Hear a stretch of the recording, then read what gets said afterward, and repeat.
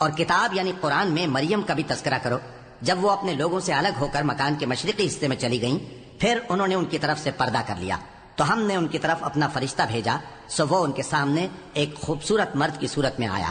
مریم بولی کہ اگر تم پرہیزگار ہو تو میں تم سے بچنے کے لیے رحمان کی پناہ لیتی ہوں۔ فرشتے نے کہا کہ میں تو تمہارے پروردگار کا بھیجا ہوا یعنی فرشتہ ہوں، اور اس لیے آیا ہوں کہ تمہیں پاکیزہ لڑکا بخشوں۔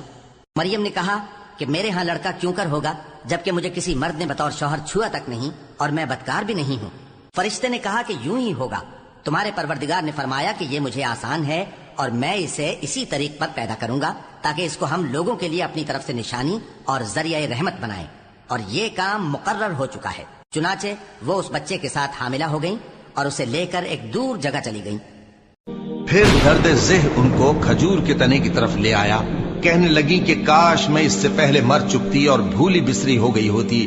تب ان کے ٹیلے کے نیچے کی جانب سے فرشتے نے ان کو آواز دی کہ غمناک نہ ہو، تمہارے پروردگار نے تمہارے نیچے ایک چشمہ پیدا کر دیا ہے، اور کھجور کے تنے کو پکڑ کر اپنی طرف ہلاؤ، وہ تم پر تازہ عمدہ کھجوریں گرائے گا، تو کھاؤ اور پیو اور آنکھیں ٹھنڈی کرو۔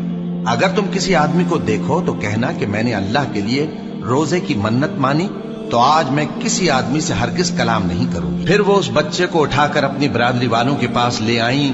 وہ کہنے لگے کہ مریم یہ تو نے برا کام کیا، اے ہارون کی بہن، نہ تو تیرا باپ ہی برا آدمی تھا اور نہ تیری ماں ہی بدکار تھی۔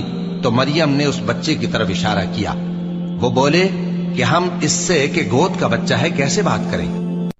بچے نے کہا کہ میں اللہ کا بندہ ہوں، اس نے مجھے کتاب دی ہے اور نبی بنایا ہے، اور میں جہاں ہوں اور جس حال میں ہوں اس نے مجھے صاحب برکت بنایا ہے، اور جب تک زندہ ہوں مجھ کو نماز اور زکوٰۃ کا ارشاد فرمایا ہے، اور مجھے اپنی ماں کے ساتھ نیک سلوک کرنے والا بنایا ہے اور سرکش و بدبخت نہیں بنایا، اور جس دن میں پیدا ہوا اور جس دن مروں گا اور جس دن زندہ کر کے اٹھایا جاؤں گا مجھ پر سلام ہے۔ یہ مریم کے بیٹے عیسیٰ ہیں، اور یہ سچی بات ہے جس میں لوگ شک کرتے ہیں۔